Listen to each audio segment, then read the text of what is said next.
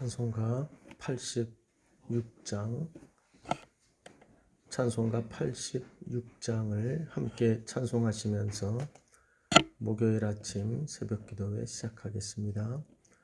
찬송가 86장 함께 찬송하겠습니다. 내가 늘 의지하는 예수, 나의 상처 입은 심령을 불쌍하게 여기사 위로하여 주시니, 미쁘신 나의 좋은 친구, 내가 의지하는 예수, 나의 사모하는 친구, 나의 기도 들으사 응답하여 주시니, 미쁘신 나의 좋은 친구, 주의 손 의지하고 살 때 나를 해할 자가 없도다. 주님 나의 마음을 크게 위로하시니, 미쁘신 나의 좋은 친구, 내가 의지하는 예수, 나의 사모하는 친구, 나의 기도 들으사 응답하여 주시니, 미쁘신 나의 좋은 친구, 내가 요단강 건너가며 마음이 두려워서 떨 때도 주가 인도하시니 어찌 두려워하랴. 미쁘신 나의 좋은 친구, 내가 의지하는 예수, 나의 사모하는 친구, 나의 기도 들으사 응답하여 주시니, 미쁘신 나의 좋은 친구, 이후 천국에 올라가서 모든 성도들과 다 함께 우리들을 구하신 주를 찬양하리라. 미쁘신 나의 좋은 친구, 내가 의지하는 예수, 나의 사모하는 친구, 나의 기도 들으사 응답하여 주시니, 미쁘신 나의 좋은 친구.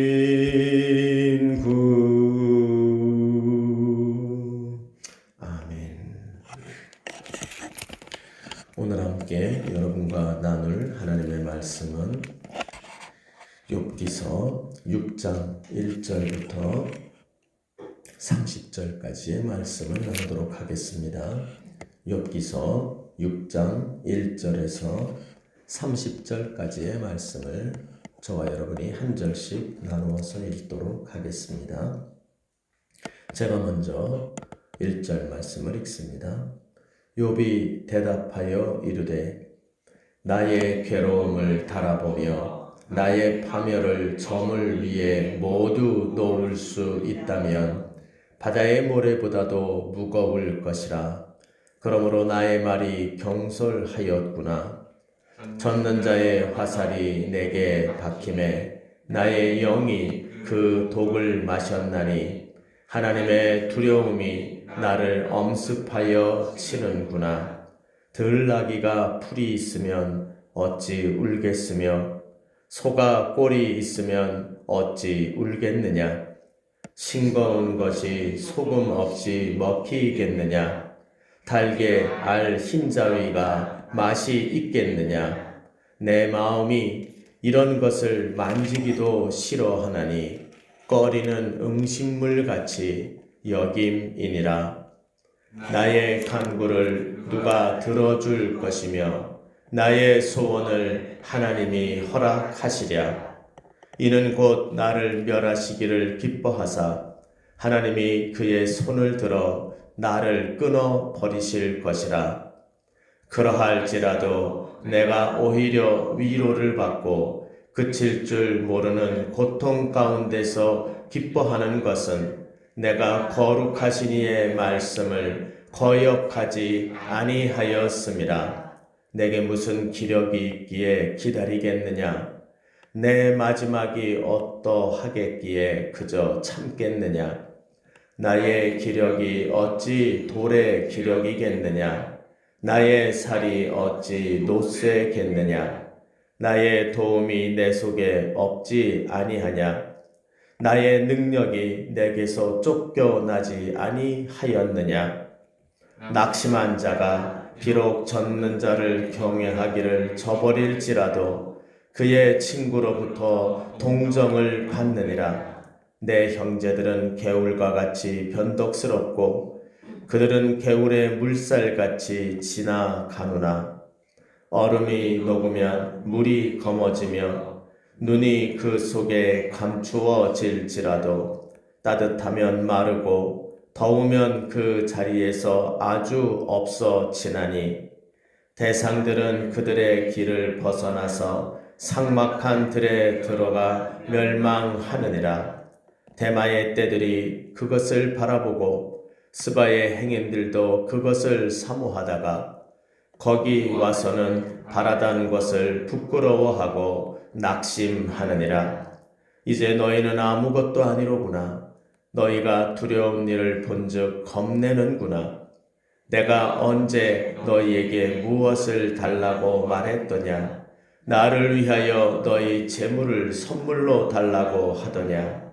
내가 언제 말하기를 원수의 손에서 나를 구원하라 하더냐. 폭군의 손에서 나를 구원하라 하더냐. 내게 가르쳐서 나의 허물된 것을 깨닫게 하라. 내가 잠잠하리라. 옳은 말이 어찌 그리 고통스러운고. 너희의 책망은 무엇을 책망함이냐. 너희가 남의 말을 꾸짖을 생각을 하나 실망한 자의 말은 바람에 날아가느니라. 너희는 고아를 제비 뽑으며 너희 친구를 팔아 넘기는구나. 이제 원하건대 너희는 내게로 얼굴을 돌리라. 내가 너희를 대면하여 결코 거짓말 아니지 아니하리라. 너희는 돌이켜 행악자가 되지 말라. 아직도 나의 의가 건재하니 돌아오라. 내 혀에 어찌 불의한 것이 있으랴. 내 미각이 어찌 속임을 분간하지 못하랴. 아멘. 오늘도 참 우리가 우리의 인생의 삶을 살아가는 길이 참 쉽지 않습니다. 믿을 곳이 없고 의지할 곳이 없는 것이 인생임을 우리는 살면 살수록 깨닫게 되어집니다.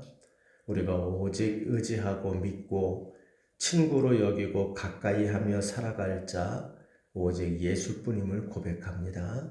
그 고백을 가지고 오늘 이 아침에도 하루를 맞이하시는 여러분들에게 주님의 특별하신 동행하심이 함께 있으셔서 친구 중에 친구, 가장 좋은 친구 그 예수를 의지하며 힘내시고 그 위로를 힘입어 주님의 길로, 의인의 길로 걸어가는 역사가 있으시기를 주님의 이름으로 축복드립니다. 참 인간적으로 정말 힘든 것, 그리고 특별히 하나님의 백성이 의롭게 살아보려고 노력할 때 그 길을 가로막는 가장 큰 장벽은 바로 오늘 이 욥이 맞이하고 있는 까닭 없는 고난입니다. 까닭 있는 고난은 그래도 견딜만 하다 했어요. 그러나 정말 우리 인생을 힘들게 하고 내가 이렇게 살아서 뭐하나, 의인으로 하나님을 기쁘시게 하기 위하여 복음을 위하여 사는 게 무슨 의미가 있나, 그렇게 우리의 마음을 무너뜨리는 장벽은 바로 욥이 맞이하는 까닭 없는 고난, 욥만이 아니죠. 이 땅을 살아가는 하나님을 기쁘시게 하기 위하여 분투하며 살아가는 모든 자들이 살아갈 때 어려움을 주는 것이 바로 이 까닭 없는 고난입니다. 이 까닭 없는 고난이라는 장애물을 우리가 잘 이겨나갈 때 우리는 끝까지 마라톤을 완주하는 자처럼 그 의인된 길로 보다 온전한 주님을 기쁘시게 하는 종으로 우리의 인생의 길이 완성이 되어지는 것이다 하는 것을 다시 한번 깊이 명심하는 우리가 되기를 바랍니다. 이 길을 가로막기 위해서 사단이 쓰는 방법은 계속적으로 까닭 없는 고난을 주면서 우리를 정죄하는 것입니다. 잘 돌아봐. 네가 잘못하는 거야. 그리고 너한테 이렇게 어려움이 많은 걸 보면 하나님이 살아있을까?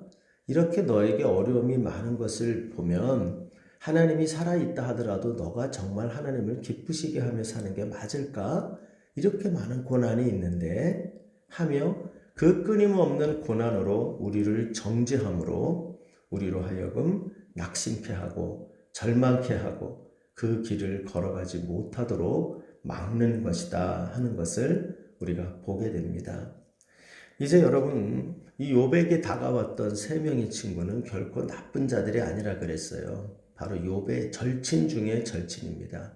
이렇게 일주일간을 그의 곁에서 눈물 흘리며 울어줄 수 있는 자, 참 절친 중에 절친입니다. 그래서 이 절친들의 그 울어주는 것이 고마워서 그랬는지 욥이 내가 이렇게 믿음을 견실하게 지키고 있는 것처럼 보이지만 내 속마음이 어떠한가 하는 것을 3장에서 탄식과 절망으로 그들 앞에 쏟아 놓았습니다. 근데 그 이야기를 듣고 난 후에 그에게 하는 친구들의 조언이랍시고 하는 이야기가 결국 사단이 그에게 참소하는 것과 같이 그를 정죄하는 인과응보의 이야기로 다가오게 되는 것을 봤죠. 그래서 4장과 5장 긴 장입니다. 아마도 그 얘기를 했던 엘리바스는 그 세 친구 중에 가장 지혜로운 자였을 것이고 아마도 학자들은 그가 그 세 친구 중에 제일 연장자요 그리고 가장 식견이 높은 자였으리라 이렇게 얘기를 하고 있습니다.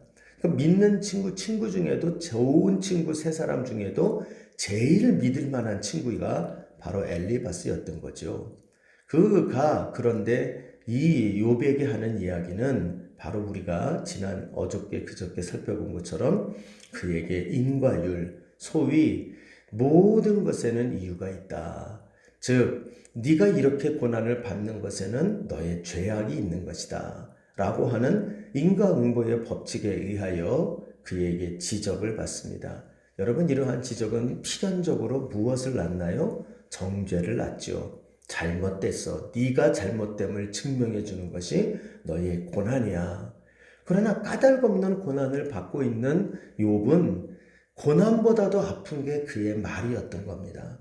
그래서 그의 이 2장에 걸친 긴 이야기를 듣다가 이제 그것을 듣고 난 다음에 이 욥이 더 큰 절망과 더 큰 고난, 고통으로 몸부림치면서 대답을 하고 있는 것이 바로 오늘 우리가 읽은 6장과 내일 우리가 살필 7장의 내용입니다. 이 내용은요, 한마디로 말해서 너희들의 그 말이 나는 더 아프다. 그리고 나를 더 절망으로 밀어넣고 있고 나를 고통으로 몸부림치게 만드는 것이 너희들의 말이다. 너희들이 이렇게 나에게 말을 할 수가 있느냐 하며 그들의 말에 대하여 큰 절망과 고통으로 몸부림치는 이 욥의 이 모습이 나타납니다. 마치 우리가 어렸을 때 보면 이 비 오는 날이 지고 나면 이렇게 지렁이들이 나왔어요.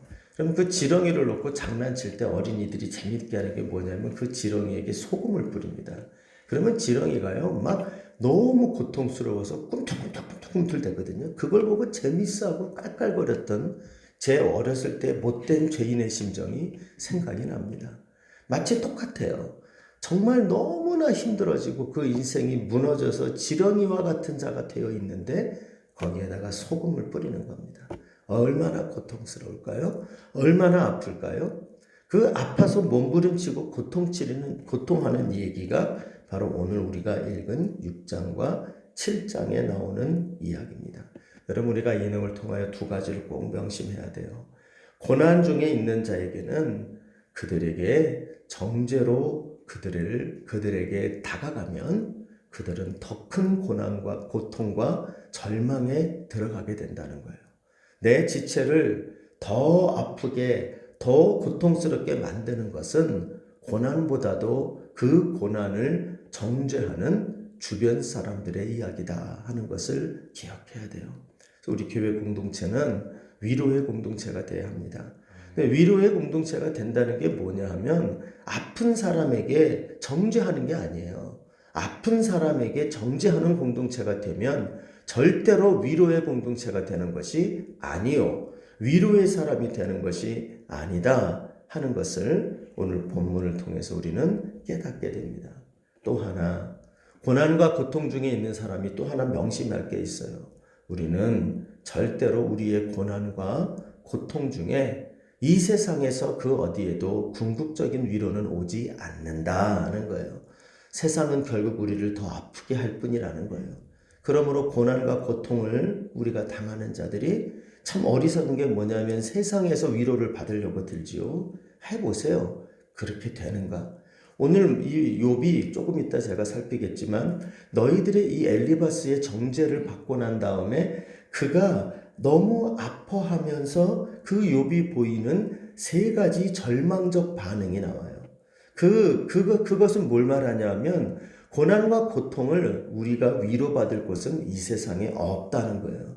그것을 명심하고 우리는 그 위로를 하늘로부터 또 그 위로를 더 궁극적으로는 우리가 아까 불렀던 찬송에 나오는 우리의 가장 좋으신 친구 되시는 예수에게서 우리는 그 위로를 구해야 한다. 이것을 우리는 오늘 본문에서 깨닫게 되는 겁니다. 오늘 본문은 크게 세 부분으로 나누어집니다. 1절부터 7절까지 그 내용이 먼저 나오는데요. 이 엘리바스의 정죄를 받은 욥이 얼마나 힘든지 그러고 난 다음에 입을 열어서 뭘 해야 되냐면 이제부터 나는 너희들에게 입을 닫아야 되겠구나. 이렇게 얘기를 해요. 그게 이제 1절부터 7절에 나오는데요. 그 내용 중에 이제 3절을 보면 이런 얘기를 합니다. 바다의 모래보다도 무거울 것이라. 이게 뭐냐면 앞에 2절하고 연결해서 보면 내 고통이 얼마나 무거운지 아냐. 바다의 모래보다도 무겁다. 이 바다의 모래라는 표현은 성경에 간혹가다 나오죠. 이 바다의 모래라는 표현은 가장 세상에 존재하는 큰 숫자, 그것을 바다의 모래로. 그래서 우리가 제일 대표적인 게 아브라함에게 자손을 축복할 때 바다의 모래라는 표현을 쓰죠. 그러니까 이게 세상에 존재해서 셀 수 있는 숫자 중에 제일 큰 숫자를 말할 때 바다의 모래라는 거예요. 그러니까 이게 저울을 초과하는 겁니다. 이 너희들이 얘기하는 거는 나에게 고통은 말이야. 니들이 생각하는 저울에 달고 있는 그 저울에 달 수 있는 그 괴로움의 무게가 한도 초과가 된 거야. 그 무거움을 나는 갖고 있어. 그래서 내가 근데 그 무거움으로 나의 아픔과 고통을 너희들에게 토로를 했는데 지금 거기에 대해서 너희가 하는 말을 들어보니 내가 말을 잘못했다는 걸 깨달았다. 나의 말이 경솔했다. 이렇게 말을 하는 거예요. 그러니까 무슨 말이냐면 너희들에게 할 말이 없다는 거예요. 얼마나 내가 아프고 고통스러운지 나는 너희들은 이해할 줄 알았다. 내가 얘기하면 너희들이 같이 울어줄 줄 알고 너희들이 나를 도와줄 줄 알고 내 마음을 이해해 줄 거라고 생각을 했다. 그런데 엘리바스의 얘기를 들어보니 정죄에 이르를 뿐이에요. 정죄할 뿐이에요. 그러니까 결국 나온 얘기가 뭐냐면 욥이 하는 말이 내 입을 닫아야겠다. 내가 입을 닫아야겠다. 이렇게 말해요. 그러면서 4절 이후로 엘리바스가 얘기했던 말을 이제 약간 속이 상해서 비꼬죠. 그래서 엘리바스가 하나님이 너에게 징계하는 거야. 맞아요. 그건 얘기하는 겁니다. 니네들 말처럼 내가 하나님께 벌을 받고 있으니 나도 이것을 기쁘게 받고 싶지 않아. 내가 이거 받고 싶은 사람 아니야. 그러면 7절에 말하죠. 내 마음이 이런 것을 만지기도 싫어하나니 꺼리는 음식물 같이 여겼다. 그러니까 여러분 이게 믿음의 의인도 고난 받고 싶지 않다는 거예요. 나도 고난 받고 싶지 않아. 내가 원해서 받는 거 아니야. 그리고 이 고난 나도 견디기가 너무너무 힘들어. 여러분 이런 얘기를 하는 거죠. 그래서 여러분 저는 우리가 간혹 가다가 좀 실수하는 얘기들이 있죠. 고통 중에 있는 자에게 너 그 고통이 복이 될 거야. 너 고통이 참 나중에 잘 인내하면 그 고통이 도리어 복으로 돌아오게 될 거야. 그러니까 복으로 여겨 기뻐해. 함부로 그런 얘기하는 거 아니죠. 복을 아무리 믿음이 큰 자도 고난을 기뻐할 자는 없습니다. 여기 나오는 욥도 그거 먹고 싶지 않다. 하나님이 주는 거지만 고난 먹고 싶지 않은 음식물에 해당한다. 이렇게 이야기를 하면서 나를 누가 이해하겠느냐. 너희도 이해 못하니 내가 입을 닫아야겠다. 이렇게 이야기를 하고 있는 것이 1절로 7절의 이야기예요. 이것은 여러분 바로 극도의 고통 속에 들어가서 그리고 고난의 깊은 골짜기에서 정죄받으면서 어디에다가 자기의 이해를 받을 수 없는 자, 자기의 고난 속에서 모든 이에게 정죄받으며 고통받고 있는 자들이 보이는 제1된 태도가 바로 침묵이라는 걸 알게 돼요. 더 이상 말하고 싶지 않아요. 누구에게도 말하고 싶지 않아요. 여러분이 침묵 가운데 고난당하시는 대표적인 분은 우리 예수님이시죠? 십자가를 지러 가실 때 그분 아무 말도 하지 않습니다. 저 사실 그 본문이 좀 이상했어요. 왜 이렇게 입을 닫고 얘기를 안 하실까? 근데 오늘 본문을 묵상해 보니 알 것 같아요. 예수님께서 누구도 이해하지 못할 큰 죄를 그 죄짐을 짓고 거기에 대한 고난을 받고 계신데 이유 없는 고난, 그 고난을 받고 그 길을 걸어가시는데 그들이 거기에 대하여 예수님을 향하여 정죄가 쏟아지고 있는 거예요. 그 쏟아지는 사람들의 정죄 속에서 우리 주님이 보인 것은 입을 닫아야겠구나. 참 침묵으로 그 길을 걸어가는 그 모습이 나타나게 됩니다. 두 번째로 이 정죄를 받은 그 까닭없는 고난 속에서 친구에게 정죄를 받은 이 욥이 보이는 두 번째 태도가 이제 8절부터 13절까지 쭉 나옵니다. 근데 그 내용을 읽어보면 딱 한 가지예요. 그 가운데 들어가서 정죄함 속에서 고통받는 이 욥이 그 입에서 나오는 얘기는 내가 이제 죽어버려야겠구나 이 생각을 해요. 침묵해야겠구나. 말을 하지 말아야겠구나. 두 번째 나오는 반응이 바로 죽어버려야겠구나 이렇게 나와요. 9절에서 10절에 이렇게 말합니다. 이는 곧 나를 멸하시기를 기뻐하사 하나님이 그의 손을 들어 나를 끊어버리실 것이라. 죽여버리실 거라는 거죠. 하나님이 이제 나를 죽여버리실 거예요. 왜냐하면 내 고난이 너무 심해요. 그러니까 지금 이 고난 속에서 내가 얼마 버틸 수가 없어요. 근데 나는 이제 나를 하나님이 죽여버리실 것 같겠구나라고 생각해요. 그런데 이 속에서 10절이 이렇게 반응을 합니다. 그러하실지라도 나를 그렇게 하실지라도 내가 오히려 위로를 받고 그칠 줄 모르는 고통 가운데서 기뻐하는 것은 내가 거룩하신 이의 말씀을 거역하지 아니하였습니다. 자, 이게 무슨 말인고 하니 바로 내가 이제 뭐냐면 이렇게 하나님이 나를 곧 죽여버리실 건데 이게 곧 죽여버린다고 생각하니까 차라리 기쁘다는 거예요. 내가 기쁘다는. 이게 여러분 자살하겠다는 말이 아닙니다. 이게 무슨 말이냐면 내가 조금만 더 지금 시간이 지나면 조금 더 이 고통이 계속되면 더 이상 견딜 수 없어서 내가 하나님을 버릴 것 같고 하나님을 원망할 것 같고 그 하나님께 등 돌릴 것 같은 거예요. 조금 내가 더 살면. 그래서 지금 나를 죽여버리시면 내가 하나님의 말씀에 거역하지 않고 끝까지 순종하다가 인생을 마무리할 수 있을 거라는 거예요. 그렇기 때문에 이 마음이 뭐냐? 이제 죽어야겠구나. 이 절망의 끝에 쓴 거죠. 더 이상 버틸 수가 없다는 거예요. 원망하지 않고 버틸 수 없고 하나님을 버리지 않고 버틸 수가 없고 그 버티는 끝까지 내가 가 있다 하는 것을 그가 경험하게 됐다는 거예요. 그래서 여러분 11절로 13절을 보면 이런 말 하죠. 내가 무슨 기력이 있기에 기다리겠냐. 내 마지막이 어떠하기에 내가 참을 수가 있겠냐. 더 이상 참을 수가 없다는 얘기죠. 나의 기력이 어찌 돌의 기력이. 내가 돌과 같이 단단한 자냐. 내 살이 노쇠냐. 그렇죠? 13절에 보세요. 내 도움이 내 속에 없지 않냐. 내 속에 내가 뭐가 있느냐. 남은 것이 아무것도 없지 않냐. 조금만 더 내가 여기서 지금 물러나면 나는 하나님을 버릴 것 같은 거예요. 그러니까 하나님 버리느니 죽는 게 낫겠다는 거예요. 여러분 이런 마음을 먹게 만든 게 지금 뭡니까? 바로 엘리바스의 정죄였단 말이에요. 엘리바스의 정죄. 엘리바스의 여러분 이게 무서운 얘기예요. 우리가 고난 중에 있는 자를 위로하지 못하고 그를 버리고 그를 비난하며 정죄할 때 그는 낭떠러지에서 이제 내가 죽어야 되겠구나. 하나님께 대한 믿음을 지키는 길은 죽는 것밖에 없구나. 이런 모습으로 몰리게 된다는 거예요. 이것이 의인의 길로 걸어가는 믿음의 사람 욥이 느꼈던 이 절망이라는 것을 알게 됩니다. 그리고는 세 번째로 그가 절망하는 게 나옵니다. 그의 절망의 세 번째는 14절 이후로 30절까지 쭉 나오는데요. 이것은 바로 자기가 가장 믿었던 사람에 대한 절망이에요. 그래서 뭐라고 말하면 새 친구 너희들이 그렇게 할 수가 있느냐. 내게 믿을 친구 아무도 없고 내가 믿을 사람 아무도 없다는 거예요. 그러면서 내 주변에 아무도 사람이 없는 것에 대한 절망. 이것이 이렇게 되어지는 것이 지금 엘리바스의 정죄를 받은 욥의 반응이었다 하는 것을 알게 되어지는 거죠.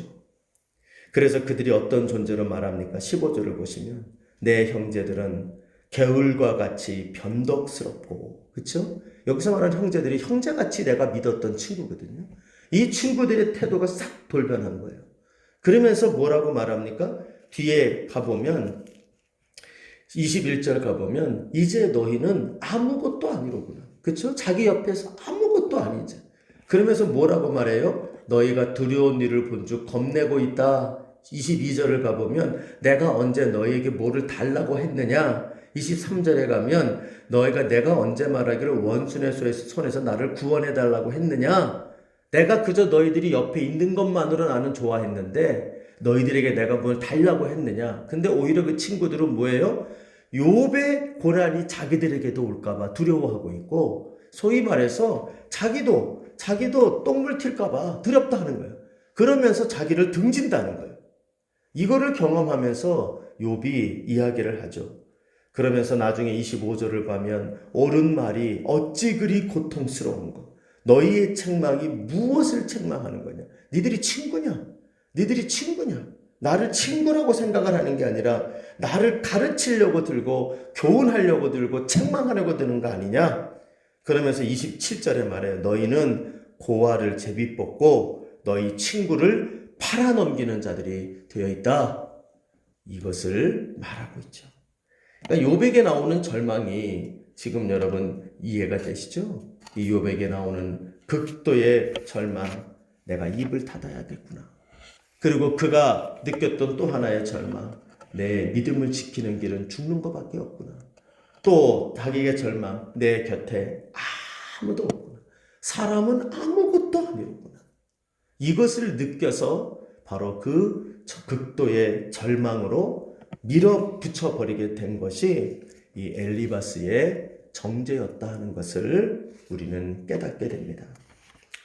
여러분, 아까도 말했지만 우리 주변에 고난 중에 있는 자들을, 여러분, 우리는 그들을 참으로 사랑 가운데 보듬어 하나님께로 이끌어 나와 그 속에서 믿음의 장성한 자리로 끌고 같이 가야 할 자들이 오히려 그러한 고난을 당하는 자들에게 입을 닫도록, 말도 하지 마 너는, 입도 열 수 없도록, 그런 자들이 죽음을 생각하도록, 또한 그러한 자들이 내 곁에 아무도 없는 극도의 외로움을 느끼도록 만든다면, 그것을 뭐라고 말하냐면 29절을 보면 욥은 이래 말해요.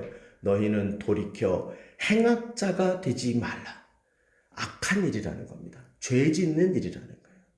여러분, 우리 공동체, 또 저와 여러분이 절대 이러한 자들 되지 않는 그런 은혜가 있기를 간절히 바랍니다. 그러면서 욥이 말하죠. 너희들이 이런 친구가 되었어야 된다라고 말해요. 14절을 보면 이렇게 말하죠. 낙심한 자가 비록 젊은 자를 경외하기를 저버릴지라도 그의 친구로부터 동정을 받느니라. 이게 무슨 얘기입니까? 내가 말이야 니들이 말한 것처럼 너무 깊은 고난 때문에 하나님을 버렸다 치자. 그래도 너희들은 나를 불쌍히 여겨야 돼. 이렇게 말하는 거예요. 여러분, 이게 뭐예요? 바로 그 고난 중에 욥에게 필요했던 친구가 어떤 자이냐? 어떠한 경우에도 불쌍히 여겨주는 친구가 필요했다는 거예요. 욥에게. 그런데 그들이 그런 친구가 되지 못했다는 거죠. 뿐만 아니라 욥에게 필요했던 친구는 어떤 자냐면 15절을 보면 내 형제들은 겨울과 같이 변덕스럽다. 그들은 겨울에 물살같이 지나간다. 변덕스럽지 않은 자가 필요했죠. 아까도 말했지만 21절에 보면 아무것도 바라지 않는 자. 그러니까 이제 욥에게 필요했던 거는 아까 처음에 엘리바스가 얘기하기 전에 아무 얘기하지 않고 그의 곁에 와서 사흘간 같이 밤낮 울어줄 수 있는 친구. 바로 그게 필요했다는 거예요. 이 지금 고통 중에 필요했던 욥에게 친구는 바로 아무것도 바라지 않고 그저 한결같이 자기 옆에 있어주는 그 친구가 그에게 필요했다는 거예요. 뿐만 아니라 나중에 또 그에게 필요했던 친구가 또 하나의 모습으로 나오는데요. 28절을 가면 이렇게 말해요. 이제 원하건대 너희는 내게로 얼굴을 돌리라.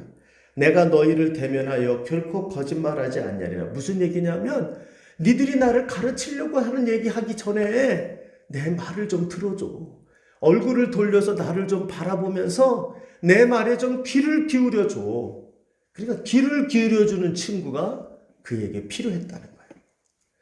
여러분, 제가 이 말씀 묵상하면서 나는 어떤 목사였는가 하는 생각을 좀 해보게 돼요. 고통 중에 있는 성도들에게 고난은 이런 뜻입니다. 고난에는 이렇게 해야 됩니다.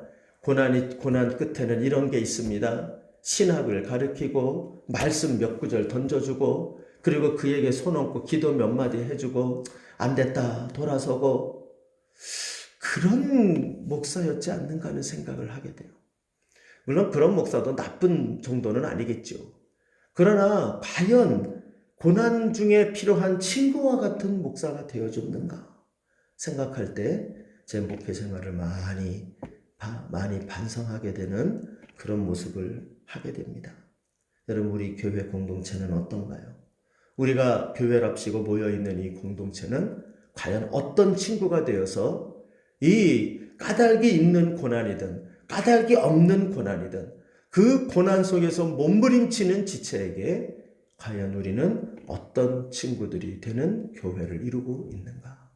여러분, 다시 한번 우리 공동체를 돌아보며 저와 여러분의 신앙생활 그리고 우리가 이루고 있는 공동체가 정말 욥이 기대했던 욥을 절망으로 밀어넣는 정죄하는 공동체가 아니요, 그 욥의 곁에서 가만히 있어줄 수 있고 함께 울어주고 또한 함께 끝까지 그를 불쌍히 여기며 또한 끝까지 그의 얘기를 듣고 그에게 적절한 충고로 보듬어주는 이런 공동체를 이루고 있는지 우리 자신들을 돌아보며 우리 공동체를 그렇게 만들어가는 은혜가 있기를 간절히 소원합니다. 그러나 또 하나 중요한 것은 우리에게 그런 친구는 반드시 있다는 걸 잊지 마세요. 혹시라도 우리가 그런 고난 가운데 들어가서 외로움에 지쳐 죽고 싶기만 하는 마음 가운데 있더라도 아무도 없다고 느껴지는 그때에도 우리에게 이러한 친구가 반드시 우리 곁에 함께하고 있음을 잊지 마세요. 그게 누굽니까? 바로 예수 그리스도시죠. 이러한 친구가 되시는 예수가 어떠한 경우에도 우리를 불쌍히 여겨주시고 어떠한 경우에도 아무것도 바라지 않고 우리 곁에 와 계시고 어떠한 경우에도 우리를 나무라기보다 먼저 경청하여 들어주시고 붙들어 주시는 가장 좋은 미쁘신 친구가 우리 곁에 계시죠. 십자가 달려 죽으신 나보다 먼저 고난받으신 그 예수가 우리의 가장 좋으신 친구가 되어 우리 곁에 계시다는 사실, 이 사실을 분명히 믿으면서 낙심과 절망으로만 끝내지 마시고 바로 우리 곁에 가장 좋은 친구 되신 그 예수가 함께 계심을 믿으며 그분을 붙잡고 고난의 깊은 골짜기를 잘 그분의 손을 붙잡으며 잘 걸어가시는 귀한 저와 여러분과 우리 인생 되기를 주님의 이름으로 부탁드립니다. 주님 가르치신 기도로 마무리합시다. 하늘에 계신 우리 아버지여, 이름이 거룩히 여김을 받으시오며 나라의 마옵시며 뜻이 하늘에서 이룬 것 같이 땅에서도 이루어지이다. 오늘날 우리에게 일용할 양식을 주옵시고 우리가 우리의 죄 지은 자를 사하여 준 것 같이 우리 죄를 사하여 주옵시고 우리를 시험에 들게 하지 마옵시고 다만 악에서 구하시옵소서. 대개 나라와 권세와 영광이 아버지께 영원히 있사옵나이다. 아멘. 두 가지를 위해서 우리 같이 기도하고 개인적으로 또 기도하시다가 자유롭게 집으로 돌아가시겠습니다. 먼저 오늘 말씀을 붙잡고 하나님, 내가 이러한 이 욥에게 정죄로 밀어넣는 그러한 친구 되지 말게 하시고 내가 진정 위로를 할 수 있는 위로의 사람으로, 또한 고난 중에 있는 자들을 붙들어 줄 수 있는 참된 그 위로의 그러한 지체로 설 수 있는 내가 될 수 있도록 위해서 기도하시기를 바라겠습니다. 아울러 우리 공동체를 위해서 기도합시다. 우리 공동체 또한 하나님 위로의 공동체가 되게 하옵소서. 절망으로 밀어넣는 그러한 잔인한 공동체 되지 말게 하시고 위선된 공동체 되지 말게 하시고 참으로 주님 앞에 온전하게 주님을 본받는 그런 공동체의 모습 되기를 위해서 같이 기도하기를 바랍니다. 아울러서 우리 안에 위로가 필요한 우리의 고난 중에 있는 지체들을 위해서 기도하면서 그들의 하나님 고난을 빨리 주님 잘 통과할 수 있도록 도와주시기를 위해서 기도하시고, 아울러 고난 중에 그들의 믿음이 더 온전해지고 예수를 붙들며 걸어가는 자들 되기를 위해서도 기도해 주시기를 바랍니다. 환우들을 위해서 기도하시고 경제적으로 관계적으로 고통받는 분들을 위해서 기도하시고 특별히 우리 수험생들을 위해서 기도해 주십시오. 우리 미소사랑의 교회 권수민, 이지원, 최민서 그리고 영민이 위해서 기도하시고 행복한 사랑교회 김하임, 김희진, 박현우 위해서 기도하시면서 그들이 수험생의 그 길 잘 마무리할 수 있도록 위해서도 기도해 주시기를 바랍니다. 이러한 기도 함께 나누시고 또한 기도하시다가 또 개인적으로 기도하시고 집으로 돌아가시면 되겠습니다. 기도하십시다.